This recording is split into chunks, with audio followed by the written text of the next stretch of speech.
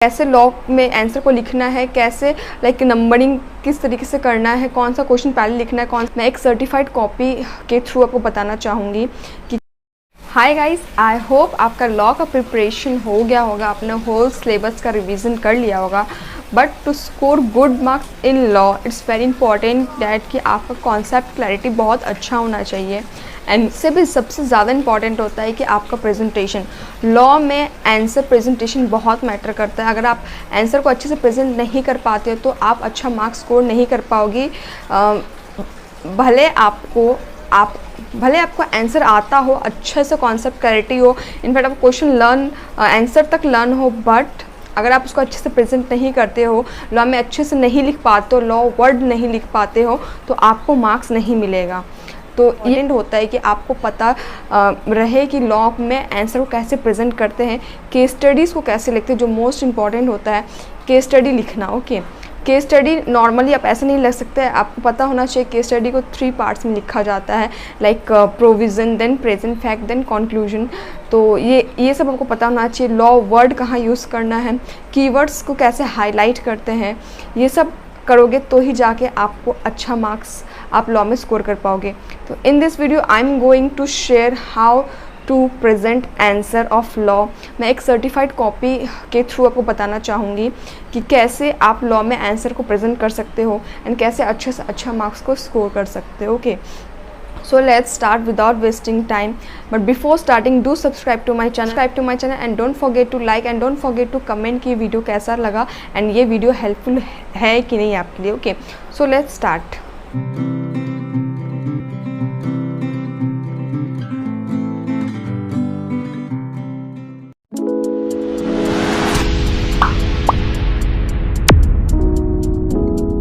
Skip मत करना, आप ईच एंड एवरीथिंग को अच्छे से समझना, कैसे लॉ में आंसर को लिखना है, कैसे लाइक नंबरिंग किस तरीके से करना है, कौन सा क्वेश्चन पहले लिखना है, कौन सा बाद में, वो सब बताऊंगी थ्रू आउट द वीडियोस। लोग watch the video till the end and don't skip, एक भी सेकंड स्किप मत करना। अगर आप 5-10 मिनट वीडियो लगा के देख लेते हो तो आपको समझ में आ जाएगा आपको प्रेजेंटेशन कैसे करना है, ताकि एग्जाम हॉल में आप ईजिली प्रेजेंट कर पाओ आंसर को एंड कोई भी प्रॉब्लम आपको ना हो, ना आप अच्छे से अच्छा मार्क्स स्कोर कर पाओ। ओके, सो नाउ ये है दिसंबर 22 का paper, means most recent exam हुआ एंड जो स्टूडेंट है उसने आउट ऑफ 151 मार्क्स स्कोर किया है एंड ट्रस्ट में 51 मार्क्स लॉ में बहुत अच्छा मार्क्स होता है। ओके, सो लेट्स स्टार्ट, देखते हैं इसने कैसे 51 मार्क्स स्कोर किया।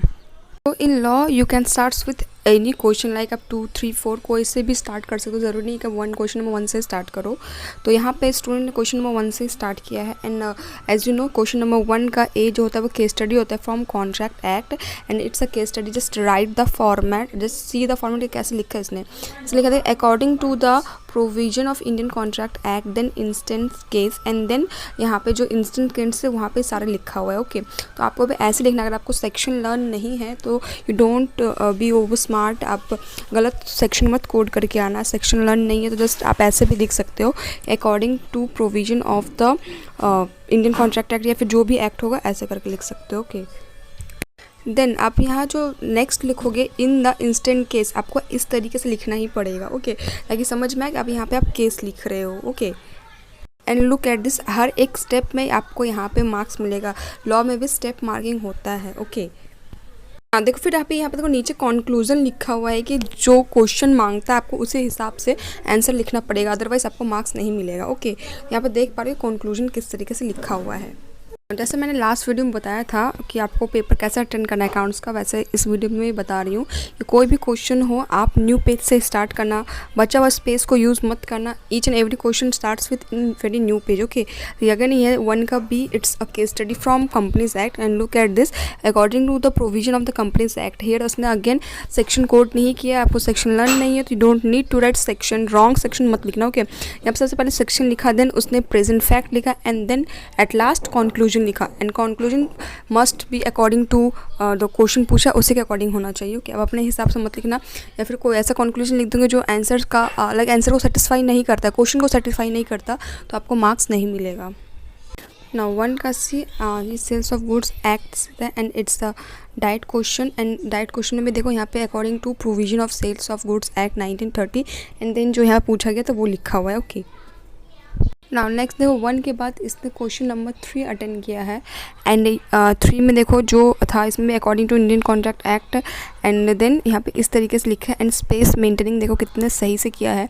You don't need to write like सारे एक पेज में आंसर लिखने का ज़रूरत नहीं है, आप आराम से पेज यूज़ करो, जितना स्पेस मेंटेन करोगे उतना सही रहेगा एंड जो इंपॉर्टेंट पॉइंट्स जो इंपॉर्टेंट लॉ वर्ड रहेगा उसको हाईलाइट करते हो तो बहुत अच्छा इंप्रेशन पड़ता है एंड आपको अच्छा मार्क्स मिलेगा। ओके ना यहाँ पे देखो वो आंसर वो पूरा यहाँ तक कैरी फॉरवर्ड करते हुए तो इस तरीके से आपको लिखना है। ओके नाउ नेक्स्ट उसने 4 का एक क्वेश्चन स्टार्ट किया है एंड यहाँ पे अनपेड सेलर का गुड्स राइट्स पूछा गया था and it's a direct question.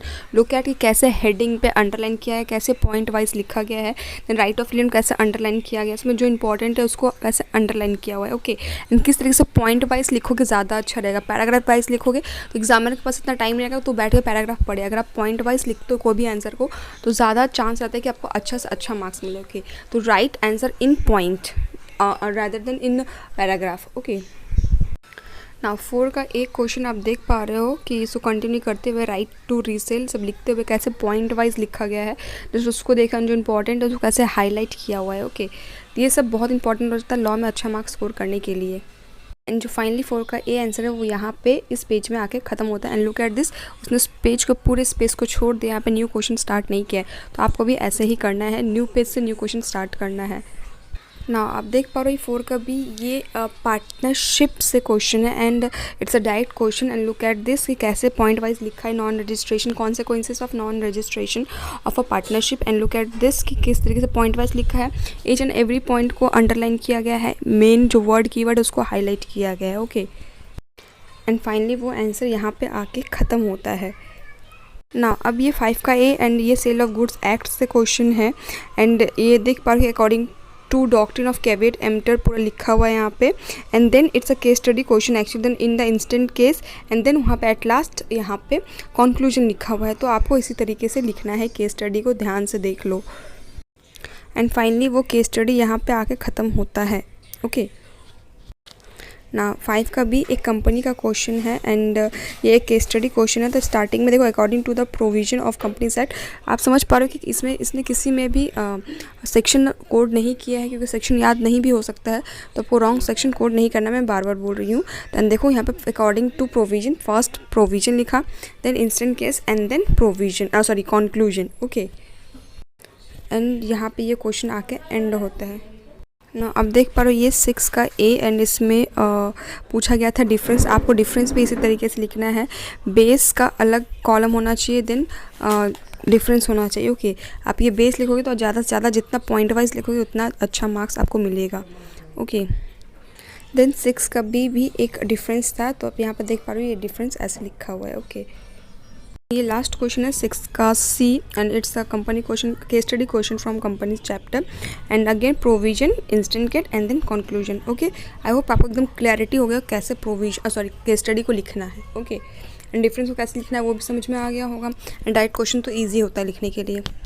Now paper number 2 में आप चाहो तो BCR से भी स्टार्ट कर सकते हो या फिर लॉ से भी स्टार्ट करते हो, ज़रूरी नहीं है कि आपको लॉ से स्टार्ट करना है, you can start with any like law से भी या BCR से भी। ओके अब इसने 7 का ए जो कि एक BCR क्वेश्चन है तो यहाँ पे आप देख पा रहे हो कैसे लिखा हुआ है। Okay now it's 7B and look at this, इसने किस तरीके से लिखा हुआ है ना। अब ये देख पा रहे हो 8 का ए एक कम्युनिकेशन चैप्टर का क्वेश्चन है, आपको 2 मार्क्स का क्वेश्चन इस हिसाब से लिखना है कि आपको 2 मार्क्स मिल जाए। ओके देन 8 का बी यहाँ पे देख पा रहे हो A1 वर्ड का आंसर होता है तो इस तरीके से आपको नंबरिंग देके अच्छे से लिखना है, नंबरिंग ध्यान से देना BCR में। ओके अब ये देख पा रहे हो ये 8 का सी क्वेश्चन है एंड लुक एट दिस कि इसने किस तरीके से लिखा हुआ है ना। अब देख पा रहे हो ये 10 का ए क्वेश्चन है एंड ये कम्युनिकेशन चैप्टर से अगर आप ऐसे डायग्राम्स वगैरह बना के लिखते हो तो काफ़ी अच्छा मार्क्स, सब देख पा रहे हो 2 आउट ऑफ 2 मिला यहाँ पे, तो आप भी ऐसे डायग्राम्स वगैरह बना के लिखोगे तो बहुत अच्छा मार्क्स मिलेगा आपको। ओके नेक्स्ट यहाँ पे ये आंसर देख पा रहे हो इस तरीके से यहाँ पे लिखा हुआ है एंड आई होप आपको समझ में आ गया होगा। एग्जाम में जो 15 मिनट्स होता है पहले सबसे पहले उसको यूटिलाइज़ करना आप कि उसमें पहले डिसाइड करना कौन सा क्वेश्चन आपको छोड़ना है, 1 नंबर क्वेश्चन को देखना भी मत, सबसे पहले डिसाइड करना कौन सा क्वेश्चन स्किप करना है, देन जो रिमेनिंग 5 क्वेश्चन होता है उसमें डिसाइड करो कौन सा क्वेश्चन सबसे 1 पे करना है, कौन सा 2, कौन सा 3, कौन सा 4, उसको ऐसे नंबरिंग कर दो ताकि एग्जाम जब आपका स्टार्ट हो 3 आवर्स में तो आप कंफ्यूज ना हो कि आपको कौन सा क्वेश्चन करना है। एंड ज़रूरी नहीं होता कि आप क्वेश्चन नंबर 1 से स्टार्ट करो, you can start with any question. बस ध्यान रखना कि जो भी क्वेश्चन स्टार्ट करते हो उसका जितना पार्ट्स है आपको सारे पार्ट्स इकट्ठे करने हैं। उसमें आप आगे पीछे कर सकते हो, लाइक 2 का ए कर सकते हो पहले, या फिर 2 का बी कर लो, फिर 2 का ए देन 2 का सी, ऐसे कर सकते हो। बट आप मिक्स नहीं करना कि 2 का ए करते हैं देन 3 का बी देन 2 का सी, आप ऐसे नहीं कर सकते। जो भी क्वेश्चन स्टार्ट करो पूरे उसका जितना पार्ट्स दिया हुआ सारा पार्ट्स कर लेना। ओके 15 मिनट से पहले सबसे पहले डिसाइड करना है कौन सा स्किप करना है, देन जो रिमेनिंग 5 उसमें से कौन सा क्वेश्चन सबसे पहले करना है, देन कौन सा बाद में करना है। तो ये काम आपको 15 मिनट्स में जब कर लोगे आप, देन आपके लिए बहुत ईजी हो जाएगा। जैसे ही पेपर मिलता है क्वेश्चन नंबर 1 को देखना ही मत, क्योंकि क्वेश्चन नंबर 1 तो आपको कंपलसरी है, वो तो आपको करना ही है। बाकी जो रिमेनिंग क्वेश्चन है उसको पहले देखना एंड उसी से डिसाइड करना कौन सा क्वेश्चन आपको स्किप करना है एंड कौन सा क्वेश्चन आपको करना है। ओके आई होप आप समझ गए होंगे कि आपको आंसर कैसे प्रेजेंट करना है लॉ में।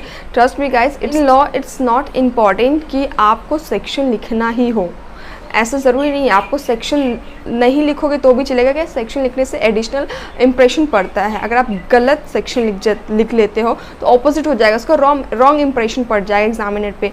इसलिए अगर आपको सेक्शन लर्न है तो ही आप लिखो, otherwise you don't need to write section. आप ऐसे भी लिख सकते हो as per the relevant provision, आप ऐसे करके भी लिख सकते हो। ओके तो आई होप आपको समझ में आ गया।